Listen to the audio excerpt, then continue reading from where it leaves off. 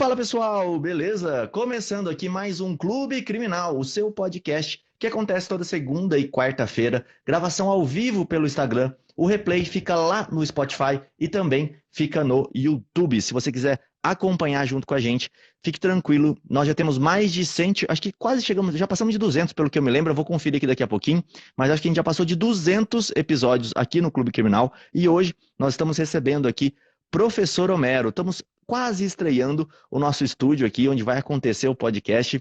Só falta alguns detalhes para a gente poder inaugurar ele oficialmente, mas vocês já estão vendo aqui mais ou menos como é que vai ficar o estúdio. Bom, vocês estão vendo para quem está acompanhando no Instagram ou no YouTube, né? Para quem está ouvindo, vocês não estão vendo. Mas vamos lá, sem mais delongas, deixa eu receber aqui João Ricardo Batista. Nunca antes fez tanto sentido o termo andarilho da justiça. O homem não para de viajar, tá uma máquina. Vou passar a palavra para ele já, para ele dar umas boas-vindas aí para vocês e para o professor Homero. Fala, João. Fala, galera. Muito bom dia. Rodrigo, professor Homero. Isso aí, né? Tava semana retrasada em Roraima. Essa semana eu estava em Pernambuco. Hoje eu estou em Campo Grande. Amanhã eu vou estar em Ponta Porã. Depois de amanhã eu vou estar em Brasília. E ao final da semana eu vou estar em São Paulo. Esse termo andarilho da justiça nunca fez tanto sentido para mim e para aqueles que me acompanham. É um grande prazer a gente estar aqui começando mais um podcast Clube Criminal. Hoje com a presença do professor Homero, que é uma pessoa que a gente muito admira. Ele está ali no lado civil, que a gente não admira muito, mas como eu sempre digo, no direito há uma interdisciplinariedade indiscutível e inquestionável, onde muitas das vezes o civil penal e constitucional vão andar abraçados umbilicalmente. Então é isso, vamos lá. Quem que é o nosso convidado, professor Homero? Muito bom dia. Se apresente para essa galera que ainda não te conhece. Muito bom dia, João. Muito bom dia, Rodrigo. E todos que estão aqui participando do Clube Criminal. É um prazer estar com vocês aqui para a gente falar. E hoje eu vou mostrar para o Clube Criminal que o civil é melhor que o criminal. Vocês vão sair daqui hoje convencidos de que que o crime não compensa tanto quanto o civil. Bem, vamos apresentar para o pessoal, né? Acho que é importante falar um pouquinho, né? O Rodrigo está aqui do meu lado e a gente tem uma jornada parecida, né, na Defensoria Pública, né? Entramos juntos no mesmo concurso, então vamos, esse ano de 2022, 13 anos de Defensoria Pública, uma caminhada longa, só que nós escolhemos caminhos distintos, né? Ele seguiu o criminal e eu segui o civil, especialmente a área bancária, que é uma área que eu gosto muito, e eu vou mostrar que o civil bancário, né, é melhor que o criminal hoje para vocês aqui. E eu vou mostrar, você vai ver. Apesar do memezinho, eu vou mostrar para vocês que é bem melhor. Bom, olha, pessoal, que tarefa já foi. Ô, João, o Homero já foi do nosso lado aqui da força, vamos dizer assim. Inclusive, é um baita de um plenarista, vamos dizer assim. O cara faz um júri que não tem igual. Vários júris aqui em Campo Grande conquistados pelo Dr. Homero no começo de carreira. Depois ele foi para esse lado civil e ficou lá no bancário hoje ali, assumindo essa posição. Fala, João. Ô, Rodrigo, olha que ousadia, né? O cara sai lá do civil, vem aqui para um podcast que chama Clube Criminal, com audiência massivamente criminalista, e vem falar que o civil é melhor que o penal. Vamos fingir que a gente não viu essa parte, mas uma coisa que eu quero te dizer, você que está ouvindo aqui, superada todas as brincadeiras, claro, a gente tem que saber que o local bom é aquele local onde você se sinta satisfeito, vocacionado. E eu vou te falar uma coisa, agora é segredinho aqui, João Ricardo Criminalista, para você que está ouvindo aí. Você acha que no meu escritório a gente não atende civil, previdenciário, trabalhista? Não atende não, né? O meu escritório é uma empresa. No meu escritório, eu diretamente não coloco a mãozinha no civil. Mas no meu escritório tem um ramo civilista. Meu sócio Leonardo toca as causas cíveis. E aí quando eu te falo, você que está ouvindo aí, seu cliente criminal, você acha que ele só tem problema criminal. A mãe dele não aposenta. Ele não casa, não divorcia. Ele não sofre golpe bancário. Todas as pessoas têm problemas de todas as áreas. Então, quem sabe a sacada, seja para você fazer, executar, ou mesmo para você conseguir uma parceria no civil, vai estar aqui num podcast como esse. Então, se você começou a assistir, começou a ouvir e viu que é civil, quer pular, não pule, porque às vezes a oportunidade está onde a gente menos espera. E eu quero já desde logo chamar o professor Homero para essa discussão. Peraí, o que a gente vai discutir hoje que tem pertinência para os criminalistas e para os advogados como um todo, que tem essa relação com o civil? João, você colocou um ponto aí fundamental que eu gosto de falar muito nas minhas aulas. As pessoas acabam deixando dinheiro na mesa por falta desta visão que você trouxe aqui. Na verdade, a gente fala assim, uma sacada pequena, né? Mas ela é gigantesca.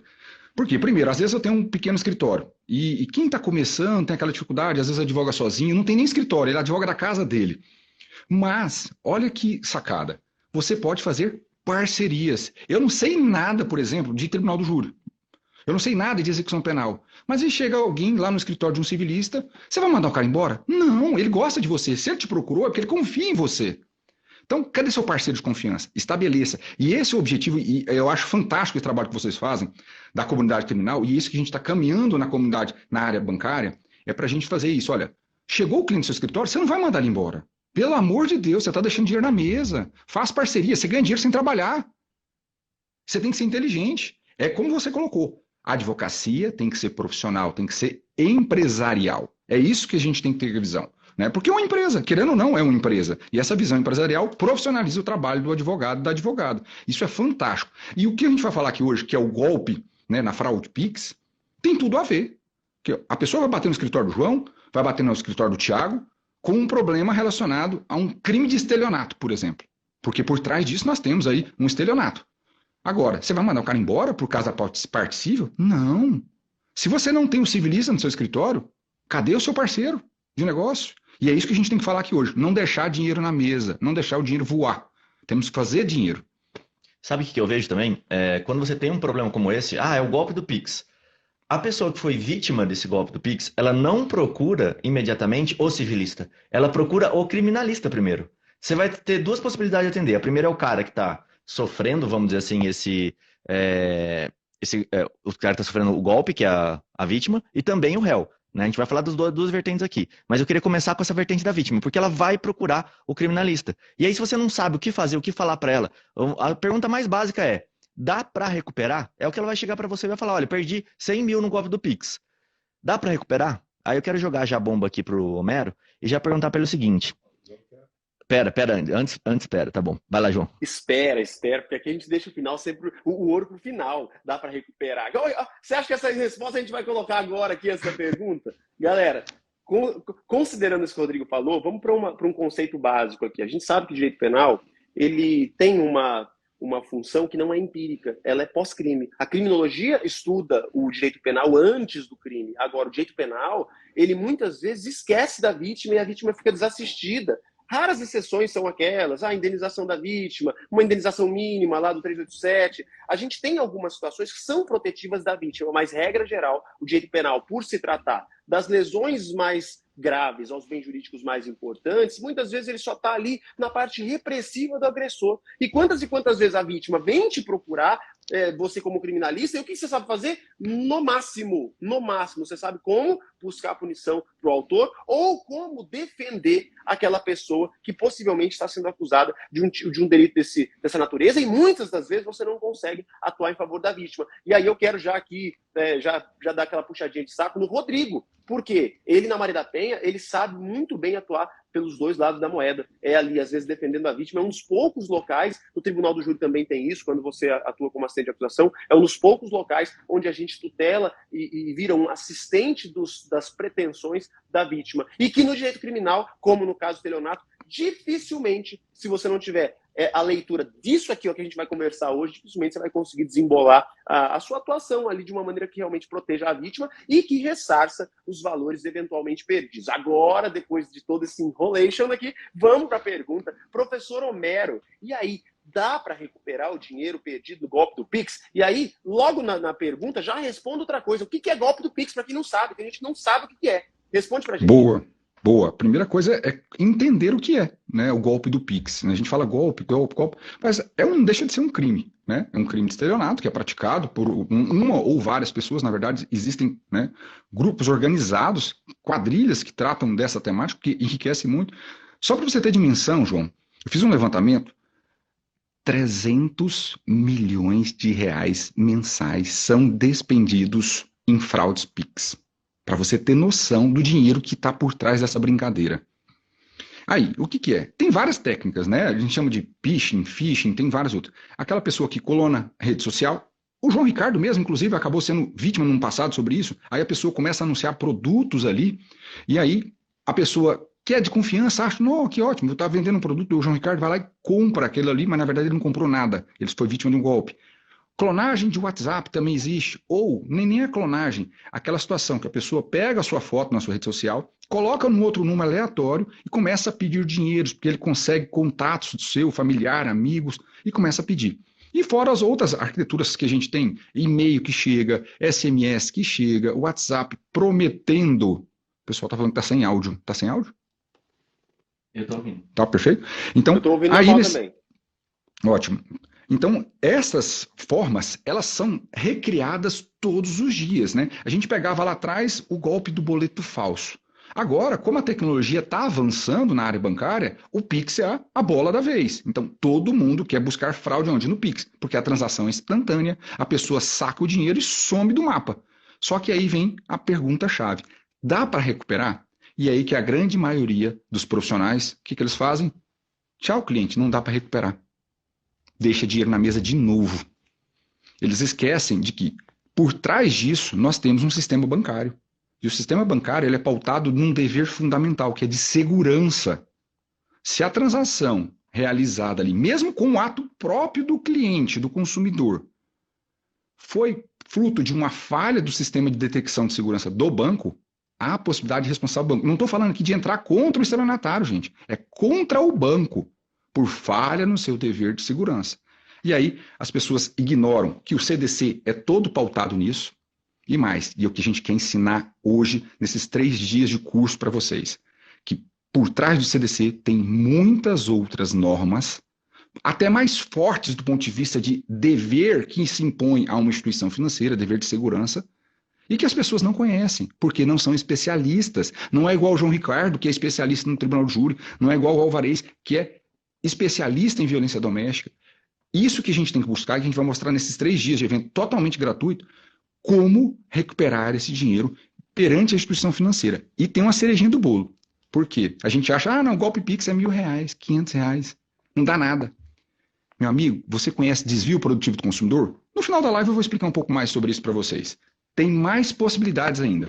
Ô, pessoal, para quem não sabe, o Homero estava falando se vai ter um curso, vai ter um curso. Para quem não sabe, hoje à noite começa o curso que o professor Homero vai fazer. São 3 dias para falar só sobre fraude Pix. Por isso que a gente convidou ele para vir aqui no podcast, para que ele possa falar um pouco para vocês sobre esse ponto. E a gente também possa explorar algo que ele não vai explorar no curso, que é a parte criminal, né? A gente entrar também nessa parte criminal e mostrar para vocês como faz a defesa também daquela pessoa que está sendo acusada de não só ter o Pix, mas tem uma outra modalidade que eu acho que é muito mais comum, que é a pessoa que empresta a conta.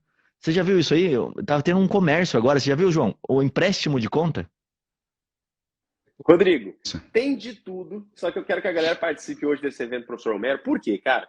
O professor Homero é um dos professores da Z-Cursos. Z-Cursos é a empresa que está vinculada ao criminal na prática. Quem assistiu o Kit Flagrante viu o que a gente prometeu. A gente vem para a internet, quando a gente vem fazer uma maratona, uma série de aulas gratuitas, o negócio é pancadaria de conteúdo e você não pode perder. Então, se a gente está recomendando, o professor Homero não é qualquer professor que entra na Z-Cursos. O professor Homero tem um evento hoje, você que está assistindo, a gente não vai ficar gastando tempo falando isso aqui, só estou te avisando que tem uma oportunidade para você que está aqui, tem interesse sobre o tema, quer saber como recuperar valores, quer saber como levantar indenizações, como é o procedimento de recuperação. A gente vai falar tudo sobre isso aí, né? A gente não, o professor Homero vai falar tudo sobre isso, você não pode perder. Então já segue ele aqui, ó, tem uma setinha em cima do perfil dele aqui, ó, em cima da cabeça do Rodrigo, tem uma setinha, então você já siga ali o professor Homero e já acompanhe ele. João, aqui, ó, tô vendo aqui, ó, o doutor Hildeberto, né, conseguiu recuperar 17 mil. É isso que eu tô falando. Pensa o seguinte, o cliente chega no seu escritório desestimulado, fui vítima de fraude. Eu tive um chamado de vizinho, e olha que eu não posso advogar, né? Ele mandou mensagem sábado à noite. Olha, fui vítima de 98 mil reais de fraude Pix. 98 mil reais. Ele já perdeu esse dinheiro, gente. Na visão dele, ele perdeu. Agora você imagina, você conquista esse dinheiro de volta para ele, e dependendo da situação, o desvio produtivo ainda dá para trabalhar, e mais, você ganhou a confiança dele.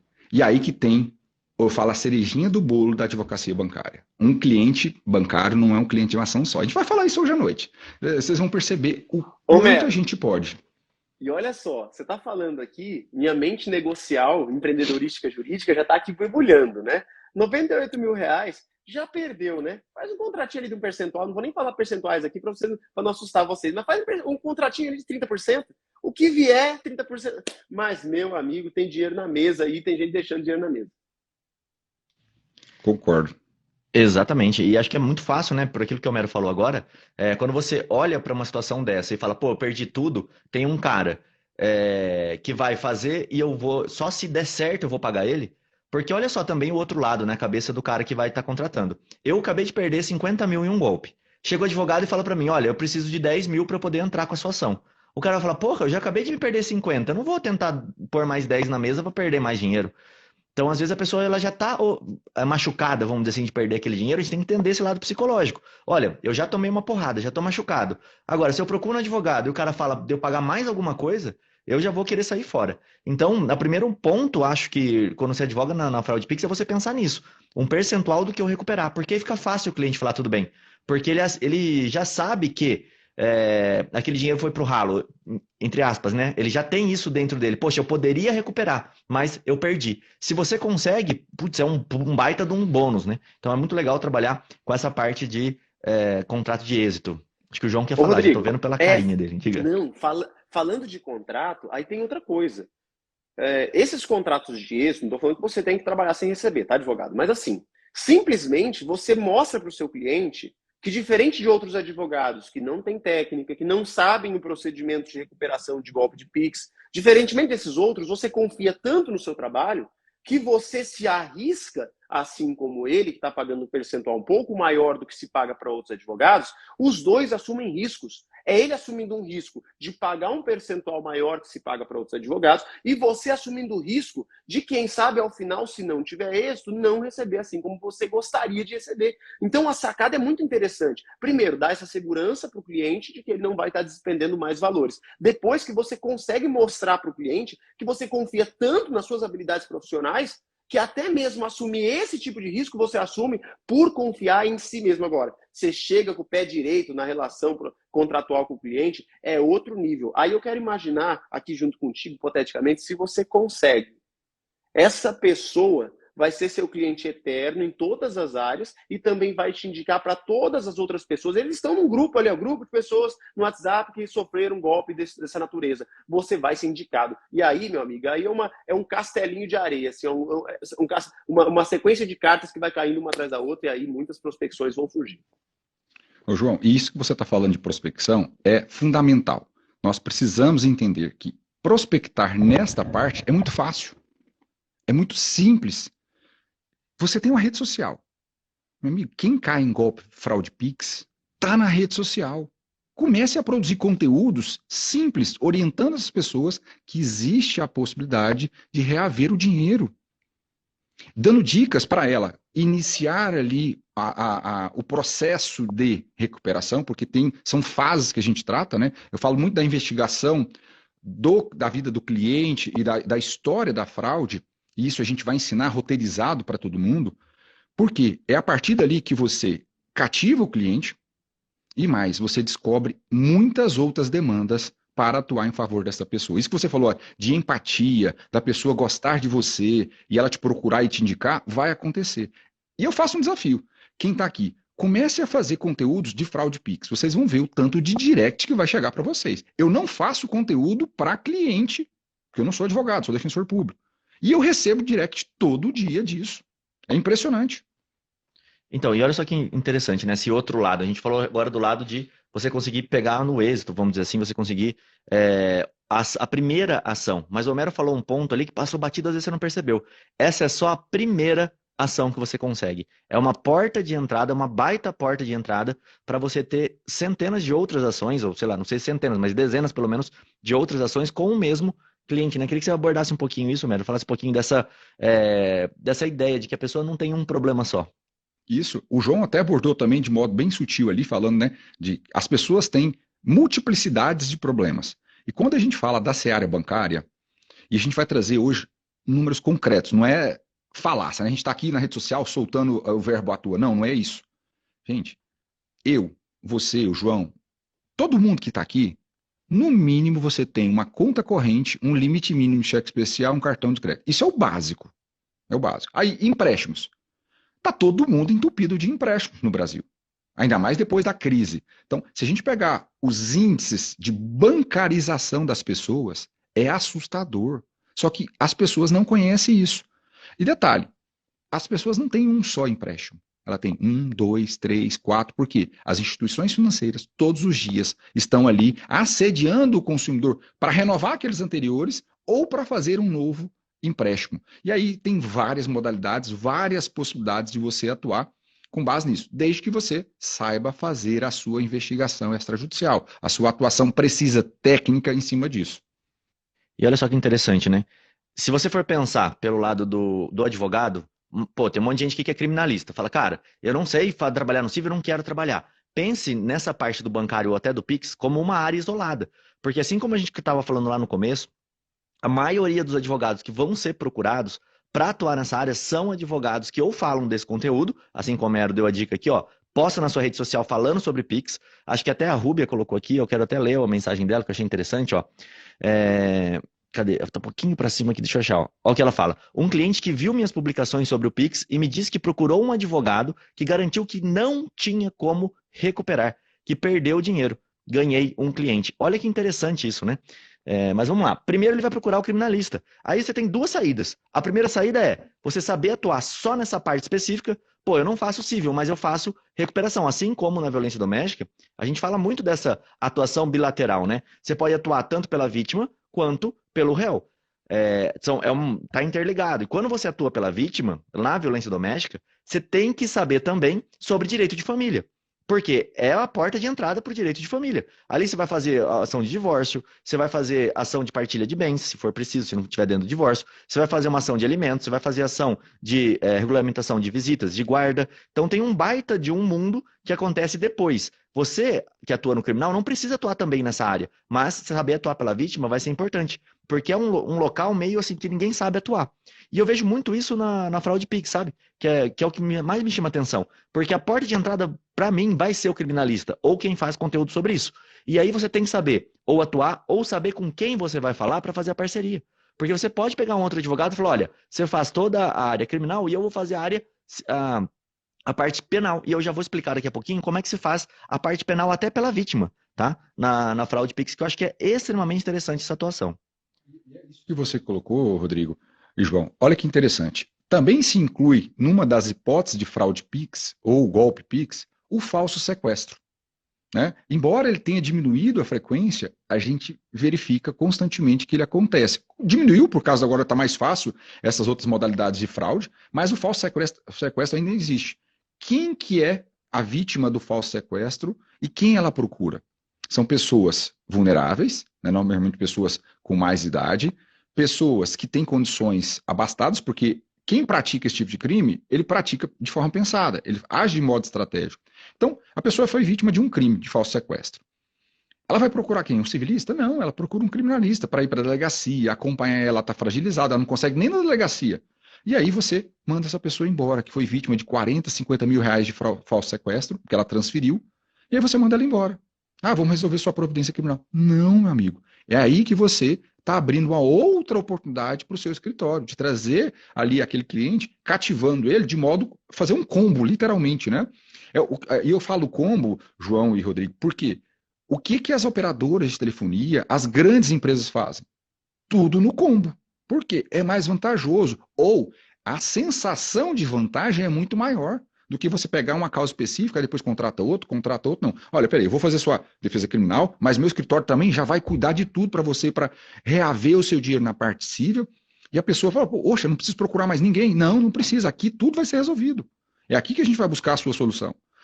O máximo que precisa fazer é as procurações. E aí o restante deixa com a gente vai tocar o barco aqui para ir para frente. Então eu preciso aproveitar estas oportunidades. E o falso sequestro, o criminalista certamente será procurado. E aí você não pode mandar ele embora. E aí tem uma pergunta aqui que é interessante da gente abordar, que as pessoas têm medo da advocacia bancária. E eu escuto muito o João falar isso na rede social. A advocacia não é para covarde. Não é, João? A advocacia não é para covarde. Seja criminal e seja bancária. Por quê? Nós temos, de fato, as instituições financeiras falando, olha, aquele advogado ali é um litigante predatório, porque ele tem muitas ações bancárias. Meu amigo, se você seguir a fórmula, os passos certinhos, deixa o banco te acusar, você vai ganhar dinheiro do banco. Você vai entrar com ação indenizatória contra o banco depois. Agora, não estou falando do profissional que age ilicitamente, é diferente. Né? Vamos separar o joio do trigo de forma muito clara. Se você age corretamente e veio uma imputação dessa, Meu amigo, eu lembro até do seu vídeo, João, com o Cândido, né? Pula com os dois pés no peito do cara. Do banco, né? Joga, pá, já dá direto no peito do cara ali. Você vai ganhar uma indenização milionária. Você imagina você, advogado, sendo representado no OAB, sendo representado no Ministério Público, sendo acusado de litígio predatório. Está manchando a sua imagem. O que tem de melhor para o advogado? O seu nome, a sua reputação. A indenização é milionária. Então, vamos pensar direitinho. Não fiquem com medo, não. A advocacia não é para covarde. Nem no criminal, nem no bancário. Né, João? Quer falar um pouco? O João está coçando aí. Não, eu tô aqui só vendo os comentários disso que o Homero está falando, que tem tudo a ver com o que uma colega falou aqui sobre contratos. O comentário já passou. Sobre contratos indevidos, né, feito em nome de terceiro. Quando eu olho para o direito bancário, eu vejo um mundo ali. E aí, quantos advogados ficam com medo de coisas que nem aconteceram? Pô, quantas ações você tem na sua carteira? Está com 20, com 30 ações? Por que você está com medo de advocacia predatória? A advocacia predatória é outro mundo, é outra coisa, é outra realidade. São esquemas fraudulentos, esquemas que são assim, à margem da ética da OAB, que fazem uma captação que, de fato, está fora dos moldes da licitude. Agora, você, advogado, captar um monte de causa, mas no meu escritório tem um monte de causa previdenciária. Tem um monte de causa civil. No meu escritório tem. E não é por isso nunca ninguém me acusou nada disso. É uma coisa que eu sempre digo também. É a árvore que dá fruto que toma pedrada, né? É o prego que se destaca que toma martelada. É por aí. Ué, a gente consegue defender gente que sofre acusações seríssimas de ter, supostamente, cometido crimes. Você consegue absolver o cara, não vai conseguir absolver um negócio desse, que você sabe que você é inocente. Eu acho que a linha do ilícito, ela só é transposta quando o indivíduo quer. Agora, para além disso, o que eu tenho percebido no meu escritório, Mero? O advogado, seja qual área for, sobretudo esse advogado que ele é empreendedor, ele tem que ter noção de tudo. Você perguntar, minha especialidade é criminal. Especialidade, tribunal do júri.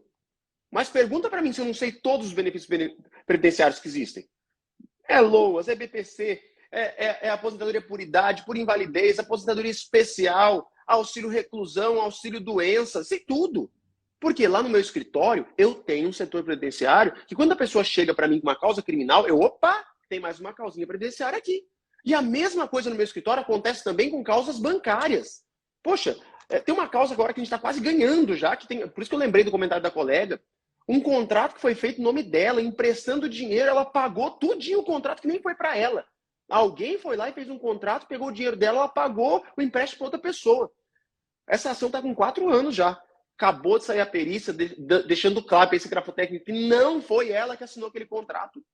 Olha que coisa sensacional. A ação tem 4 anos. Isso aí vai chover agora de proposta do banco de acordo para cima de você. Agora que é hora de segurar. Agora é hora de negociar. Assim.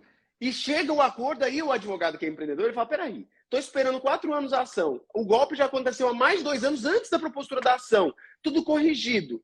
Tudo atualizado. Meu amigo, aí que tá, o advogado simplesmente ele é criminalista, ele fica só pensando no golpe, ele fica pensando em punir o agressor. Quantas e quantas vezes ele pode extrair daquela oportunidade uma causa. Eu não estou falando para você, criminalista, ser um especialista em cível, mas tem que ter conhecimento. Conhecimento abre porta para você fazer uma parceria, às vezes até mesmo para você fazer. Porque tem coisa cível que eu digo para os advogados. Peraí, uma negativação de nome, um contratinho ali. Pô, você é advogado também, uai.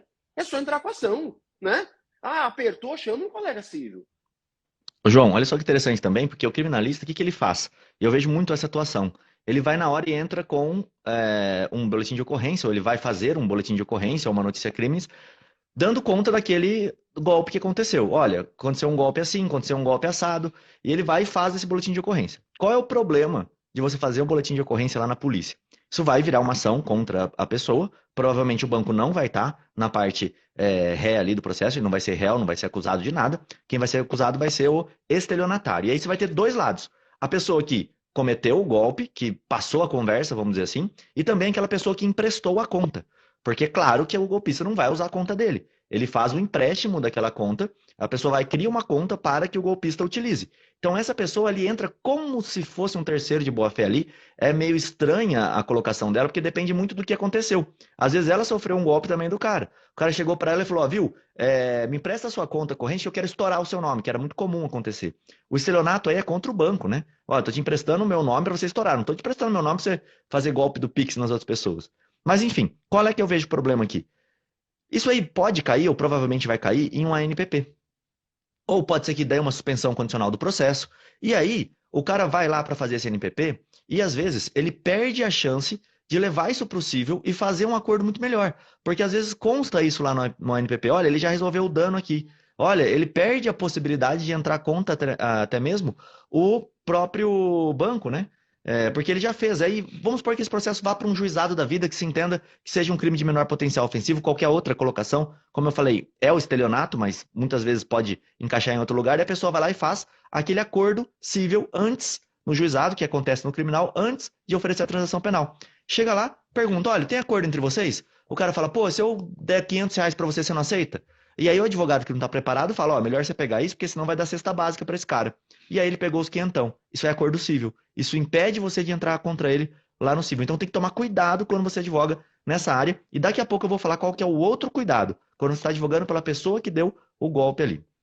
Rodrigo, antes de passar a palavra para o professor aqui, eu quero só ressaltar uma coisa que tem tudo a ver com o que você disse, que o professor André Uchoa disse num podcast nosso aqui. São dois os aspectos problemáticos do direito penal. Primeiro, o Estado criminalizando questões que não são última ratio, que não são intervenção mínima, ofensa mais tolerável, bem jurídico mais importante. E outra coisa é o criminalista simplesmente que não consegue identificar questões que são sociais e não criminais. Questões que são problemas sociais. E aí, ó, o Rodrigo está falando aqui, poxa, o advogado deixa de atuar na esfera civil porque puxa tudo para o criminal, e o criminal esquece da vítima, o criminal só pune o agressor. E isso, tem algumas perguntas que estão rolando aí, né? E elas todas vão se encaixar, né? A questão de responsabilidade de clonagem, o outro aqui, né? Quando há demora do banco, são perguntas que são de extrema pertinência. Quem tem diligência, eu estou vendo alguns comentando, consegui reaver o dinheiro do meu cliente ou do meu familiar ali. Por que que é importante? Saber os detalhes. A preparação extrajudicial é que é o grande mote desta advocacia na fraude Pix. Não adianta eu pegar o caso e, pá, ação judicial. Não é assim que funciona. O advogado tem que ser diligente. Ele tem que ter estratégia. Porque se a gente pegar, objetivamente falando, o CDC vai falar, olha, é culpa exclusiva de terceiro, ou culpa exclusiva do consumidor, que ele foi lá e entregou os dados, ou ele mesmo transferiu aquela operação via Pix. Ele fez, o consumidor de fato fez. Mas, por trás disso, nós temos outros direitos que correspondem deveres das instituições financeiras, dos bancos em geral, que eu preciso entender, aprender com detalhes. E eu preciso provocar. E eu falo aqui que é um trabalho de construção. Olha a diferença. E aí tem tudo a ver com o trabalho que você faz, João Ricardo, no Tribunal do Júri, que o Rodrigo faz ali na defesa de um acusado na violência doméstica. Por quê? Quando a gente vai fazer uma defesa criminal, a gente tem que ter estratégia. Da mesma forma, na atuação de fraude Pix. Porque quem praticou o crime não foi o banco. O banco ele foi omisso no seu dever de segurança. Agora, como é que eu vou extrair esta falta do banco com relação ao dever de segurança? Aí que entra a especialidade da pessoa que conhece autorregulação bancária, que conhece normativas do Conselho Monetário Nacional, que sabe atuar extrajudicialmente. A ação a gente não ganha, não é dentro do processo, é antes dele. O êxito vem lá atrás. E você é o juiz da causa. Olha, fez a diligência. Esse caso aqui não está bom para entrar. Então, peraí, eu tenho que pensar também na estratégia do litígio não formar um precedente ruim para mim. Então, eu tenho que ser estrategista. O advogado bancário é estrategista, assim como alguém está no tribunal do júri. Para você não tomar uma réplica, né, ali na contestação, e eu falo na contestação, réplica como se fosse tribunal do júri, mas uma contestação que vem te dar na cara. Você não pode. Porque do outro lado, e aí eu vou contar um segredinho para vocês, são tantas ações bancárias, e por isso que eles fazem essa acusação de litígio predatório, que os escritórios do outro lado não conseguem fazer defesa. Então, se você vacilar, você vai tomar na cara. Mas se você não vacilar, você não vai tomar na cara. Tem que ser esperto. Homero, estrategista. Uma pergunta aqui. Dá para resolver a questão do golpe Pix, da fraude, extrajudicialmente? Você falou do extrajudicial. Tem alguma possibilidade? Você já viu algum caso assim de se resolver extrajudicialmente? Tem algum meio de fazer isso? Tem, e a gente vai mostrar justamente isso nas aulas. Por quê? Quando eu vou analisar a situação daquele cliente e quando ele entra no meu escritório, a gente faz como se fosse uma ficha dele detalhada, passo a passo, coletando informações. É a partir dali que eu vou preparar a minha notificação extrajudicial. E a minha notificação extrajudicial não é só para coletar documentos. Vocês vão receber modelo, pronto, acabado disso. Tá? Totalmente gratuito o curso essa semana. E isso, você vai fazer uma proposta de acordo Não é só solicitar documento, gente. É aí que o advogado não vou ter honorários extrajudiciais. Faça direito. Proponha da forma correta, fundamente de forma correta, porque daí você vai conseguir trazer elementos, o banco vai falar, peraí, se eu deixar isso chegar no judiciário, vai sair mais caro para mim. Então é melhor fazer um acordo aqui, devolver o dinheiro, dar os honorários do advogado, sem o dano moral, porque extrajudicialmente o dano moral com o banco é mais difícil, mas você fez um contrato de risco com o seu cliente. Então você vai ter o lucro com relação ao seu cliente e com os honorários que você está propondo ao banco, com a sucumbência administrativa. Então tem que ter estratégia para atuar, e tem possibilidade sim, tá? Só que tem os elementos corretos para se fazer. E essa notificação do banco ela é obrigatória? Ou eu posso já entrar direto com a ação criminal? Ação civil, eu tô pensando. Jamais vá para o judiciário sem notificar o banco. Jamais. Não faça isso. É literalmente dar um tiro no escuro. Literalmente dar um tiro no escuro. Não é assim que funciona a advocacia hoje. A advocacia é estratégia. É litígio qualificado. Não pode ser assim.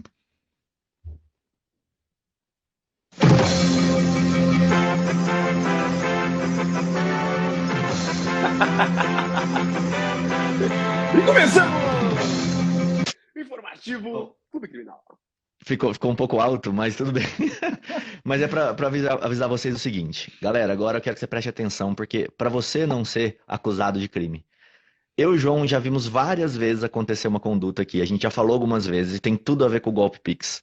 Sabe qual que é essa conduta, Homero?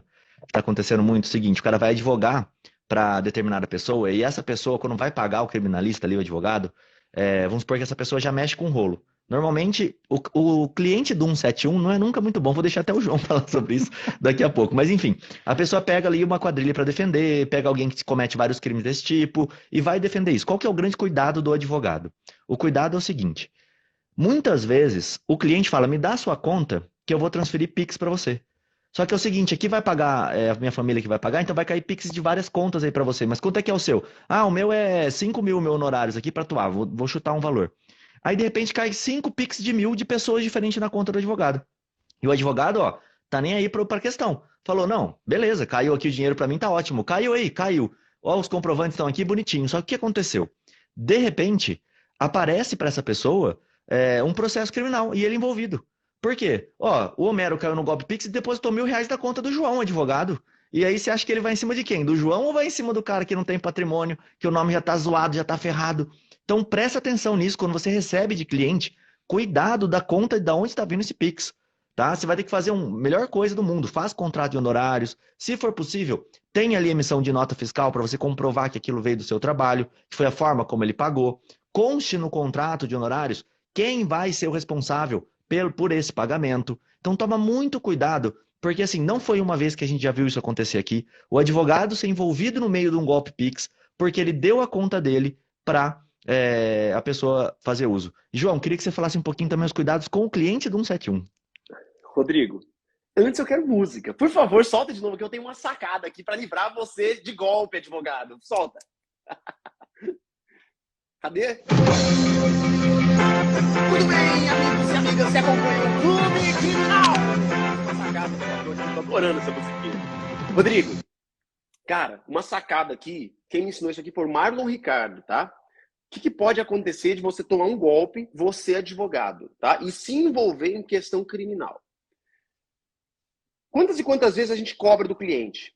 Para fazer uma atuação em Maria da Penha, fazer uma atuação num processo do juizado, você cobra ali 4 mil, 5 mil, valor um pouco mais baixo, né? Na tabela do OAB, é por aí que se cobra aqui, pelo menos no Mato Grosso do Sul.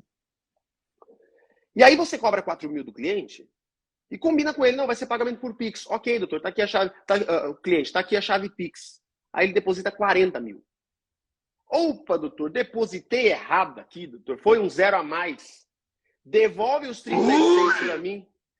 Devolve os 36. E aí, advogado? Às vezes você tá lavando dinheiro de gente, aí é dinheiro que você nem sabe de onde veio, que tá na sua conta. Então, advogado, muito cuidado com isso, tá? Muito cuidado com isso. Como que eu faço para me precaver nos meus contratos? Eu coloco quem vai pagar, como é a forma de pagamento, valor do contrato, referente a quê, e aí você que já tem a sua sociedade unipessoal vai tirar a nota fiscal e, se necessário, você vai até entrar com as medidas necessárias para justificação de valores, tá? Se recebeu de uma conta, devolve para aquela mesma conta. Não vai receber, geralmente recebe de uma conta e aí pede para devolver em outra, né? Aí você fica atento a isso aí, porque Camarão que dorme, a onda leva. Perfeito. Olha só, dois cuidados, né? Que esse segundo bate até no civilista também. Porque às vezes ele recebeu, nem tá sabendo, mas tá passando ali. É que é mais difícil, né? Num momento civil ali, o cara que tá levando o golpe não vai ser muito o cara que vai fazer isso. Mas o João queria falar mais alguma coisa? Vai lá, João. Não, a dica do Augusto é ótima aqui, tá? Na dúvida, manda boleto. O boleto não tem decepção, tá? Muito bom isso aqui. O boleto ele pode ser tributável normalmente, tá? Outra coisa, pessoal, eu tenho uma certa dificuldade de receber de clientes que são acusados de artigo 171. Né? Então, como que eu faço no meu escritório? É pagamento à vista, né?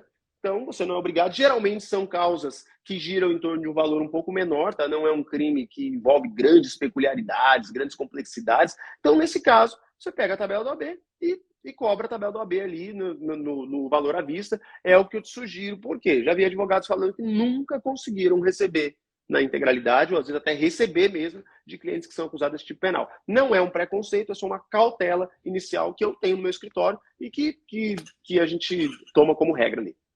Não, e isso que vocês estão colocando, né, e é importante, principalmente para a advocacia criminal, porque o Pix ele tem uma série de mecanismos por trás que envolvem segurança. Então, às vezes, o cliente vai lá te mandar aquele comprovante Pix, né, João? Tá, final de semana você foi fazendo flagrante, né? Vocês fizeram aí um curso de flagrante. A pessoa chega, recebe um Pix ali do valor dos honorários. Só que detalhe, esse comprovante é fraudado. Ou ele vem de uma conta que está marcada lá no DICT, que é o diretório do Banco Central que cuida disso, como uma chave Pix que tem muita notificação de infração. Aí o que o banco faz? Ele tem 72 horas para fazer a análise. Ele pode morder e segurar a transação. Aí você acha que recebeu, tá bonitinho com o comprovante. Quando chega segunda-feira, cadê o dinheiro? Isso pode acontecer. Tomar muito cuidado com o Pix. Agendamento? Manda comprovante de agendamento. Sim, tem que tomar muito. O Pix, na verdade, ele é muito bom, gente. Ele vai substituir o cartão de crédito, isso é fato. Vai substituir o dinheiro, né? Papel moeda, a gente não vai. Tá se criando aí o real digital, mas o Pix veio realmente para superar todas as transações físicas, né, que a gente fala.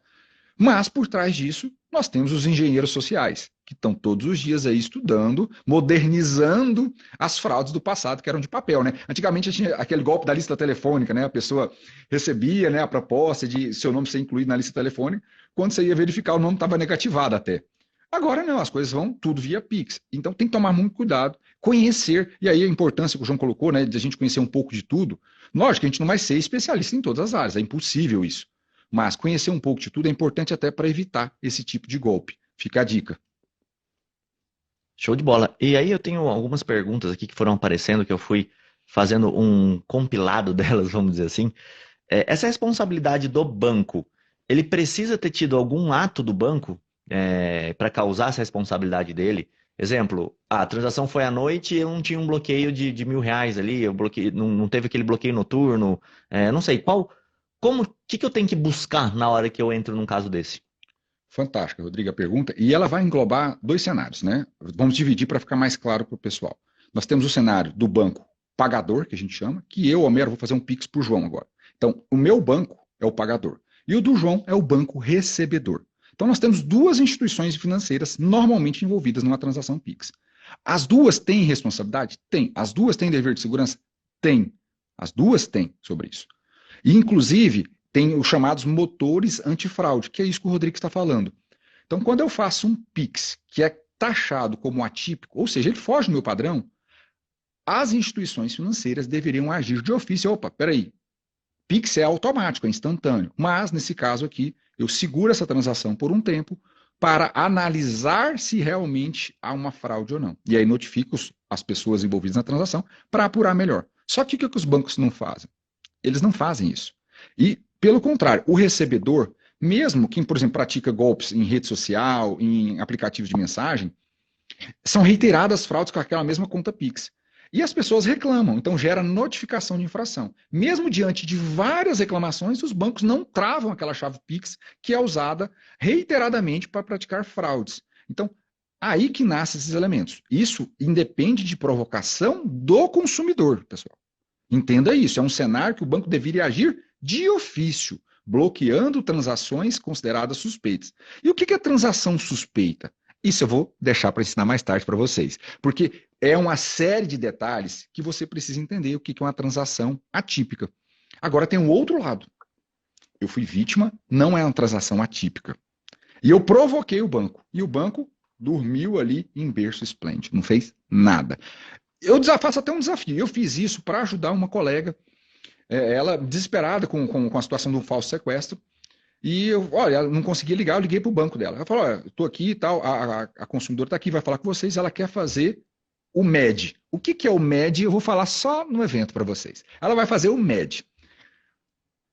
O gerente do banco não sabe nem o que é isso, meu amigo. E ele fala: olha, você perdeu, você foi vítima de uma fraude, tchau. Aí você tem que anotar o protocolo daquela reclamação, dia e hora, porque ali nasce a responsabilidade do banco, mesmo sendo uma transação típica. Aí, usando o MED, você vai conseguir fazer isso, né? Eu acho que tem possibilidades de sobra. Não estou aqui para falar que todos os casos de fraude Pix geram responsabilidade do banco. Cuidado. Mas a grande maioria gera, se você souber atuar de modo estratégico. Com certeza. Homero, deixa eu te Aceita fazer uma os pergunta Pix? aqui. Aceita os Pix? Homero, deixa eu te fazer uma pergunta aqui. Nós que atuamos na esfera criminal, a gente tem um conceito bem superficial do cível. E salvo o melhor entendimento, tem até súmula do STJ que fala sobre uma responsabilidade objetiva e também uma relação de consumo constituída e reconhecida através da relação cliente-banco. Então, eu queria que você falasse um pouquinho sobre isso. O que de especial torna o cliente bancário? O que é ser de fato um consumidor? E se nessa situação, banco-cliente, existe uma relação de consumo? Porque a gente que é criminalista, a gente talvez não saiba. Mas peraí, uma relação contratual normal entre pessoas, tem cada um suas obrigações e deveres. Agora, quando a gente fala de banco, tem relação de consumo? E se tiver relação de consumo, quais são as benesses, quais são as peculiaridades especiais que o banco tem como responsabilidade e o cliente acaba tendo como um benefício, digamos assim? Perfeito, João. Eu até coloquei aqui, ó, súmula 479, que o João fez menção, do STJ, que fala da responsabilidade das instituições financeiras pelo chamado fortuito interno. Eu vou explicar para vocês, para que fique mais claro. Quando a gente fala de relação de consumo bancária, o CDC ele é pautado num sistema de responsabilidade objetiva. Ele não analisa a culpa do banco. Eu tenho que ter uma conduta ou uma omissão, né, uma conduta positiva ou uma omissão, que é aquilo que a gente estava falando agora há pouco. Eu tenho que ter um resultado danoso a alguém, que é o caso a pessoa perdeu um dinheiro na fraude Pix, e eu tenho que ter nexo de causalidade entre as duas situações. Então, conduta e resultado. A priori, a conduta é do estelionatário. Mas a partir do momento que o banco não realiza o seu dever de promover a segurança do consumidor, ele está omisso. Então, ele teve uma conduta omissiva. E essa conduta omissiva permitiu a consecução da fraude. Do mesmo modo, daquela pessoa que abre a conta num banco sem a mínima cautela da instituição financeira, de acordo com as normativas do Conselho Monetário Nacional, e aí propicia a concretização da fraude, porque a conta bancária foi aberta de modo indevido. Então, eu tenho estas possibilidades. Então, eu tenho um consumidor, eu tenho uma instituição financeira. Existe, sim, relação de consumo entre o consumidor, pessoa natural, e em muitas situações, a pessoa jurídica também é considerada consumidora, segundo o entendimento do STJ, que chama finalismo mitigado. Não é o finalismo lá do direito penal, mas é o finalismo mitigado, ou teoria aprofundada do finalismo, que vai possibilitar que a pessoa jurídica, que é vulnerável, vamos pensar, por exemplo, um microempreendedor individual, uma empresa de pequeno porte, perante um banco, ela está numa posição de vulnerabilidade.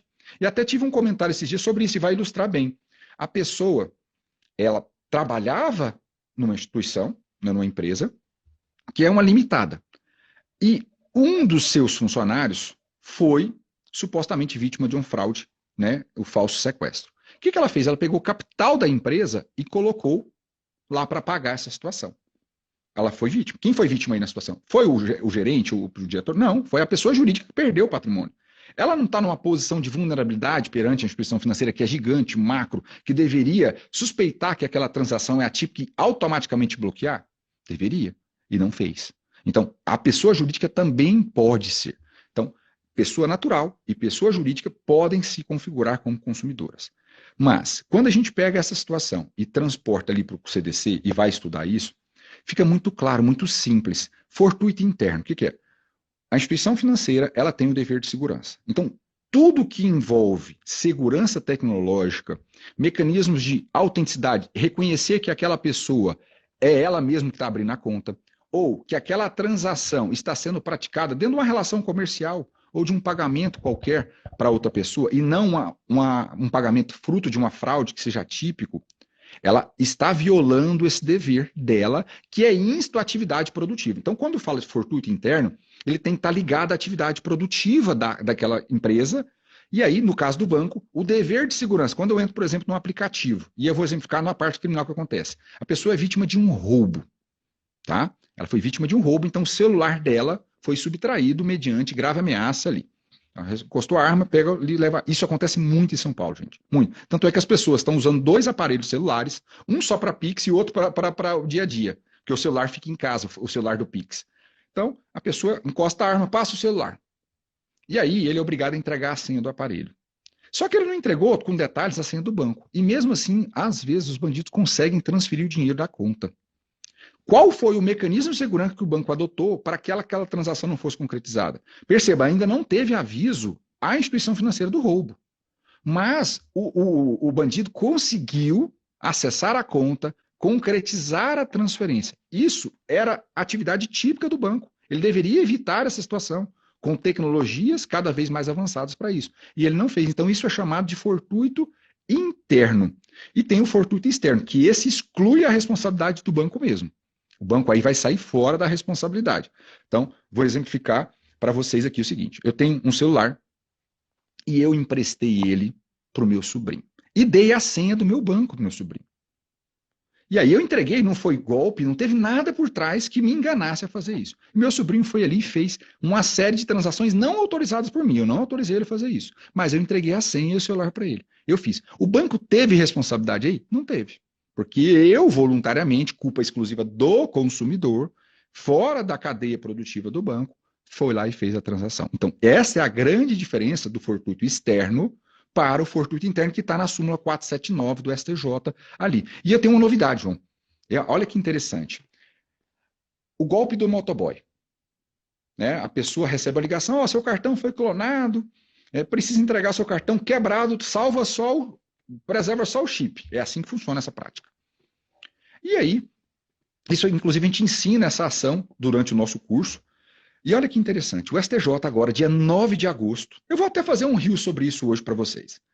Dia 9 de agosto soltou um acórdão novo de relatoria da ministra Nancy Andrighi, fantástico. Porque antes, golpe do motoboy era fator de exclusão de responsabilidade. O consumidor, com o terceiro, foi lá e fez a transação. Como eu tenho uma pessoa hipervulnerável, um idoso que está ali, que foi vítima desse golpe, que normalmente quem é alvo desses bandidos são pessoas idosas, pessoas fragilizadas, o STJ falou, opa, golpe do motoboy tem dever de segurança. O banco deveria ter adotado mecanismos seguros para impedir que esses estelionatários soubessem que a pessoa tinha conta no banco X e o cartão com o banco X. E isso não foi isso que aconteceu. Então, vou responsabilizar banco você diante dessa pessoa que é hipervulnerável. Olha onde que o STJ já chegou. Além da súmula 479. Porque isso seria um fortuito externo. Mas o STJ passou ali colocar uma exceção quando eu tenho um hipervulnerável. Julgado recentíssimo. Agora eu entendi! Agora eu saquei! Agora todas as peças se encaixaram! O Rodrigo é o melhor sonoplasta, sonoplastia de milhões. Por favor, aqui nos comentários. Uma salva de palmas pro Rodrigo aqui, uma chuva de palmas. Ô, João, eu queria perguntar para o Homero o seguinte.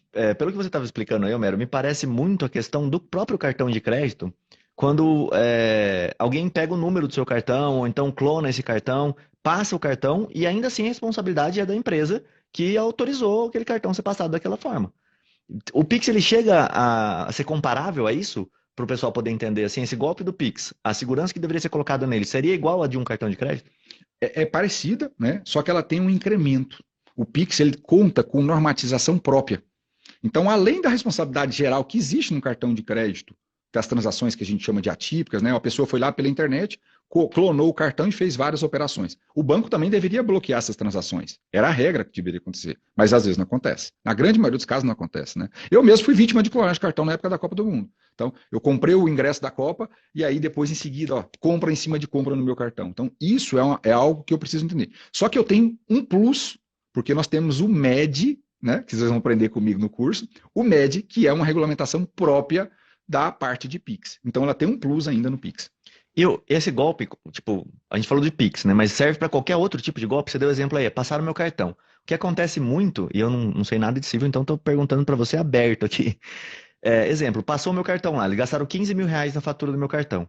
Normalmente eu tenho que pagar essa fatura, eles exigem que eu pague a fatura e eles vão me devolver esse dinheiro, normalmente eles devolvem, mas depois, sei lá, de 30 dias, na próxima fatura. E eu tenho então que tirar um dinheiro e colocar lá dentro do banco para depois o banco me devolver.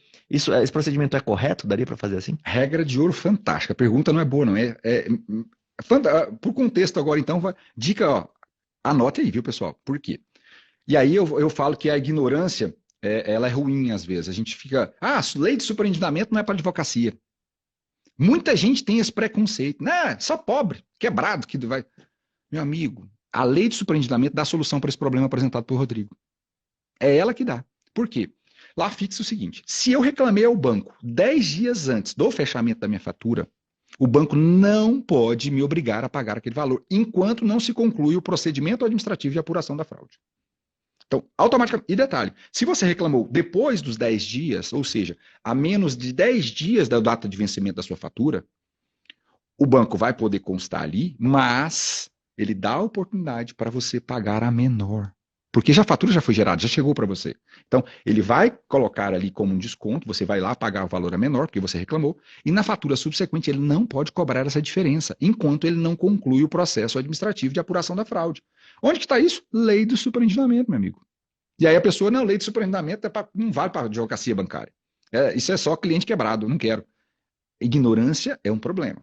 A gente tem que tomar cuidado. Homero, agora, eu juro que eu não vou fazer 1 milhão de perguntas, mas eu tenho mais uma aqui, que é muito curiosa, inclusive, quando você fala desse tema superendividamento.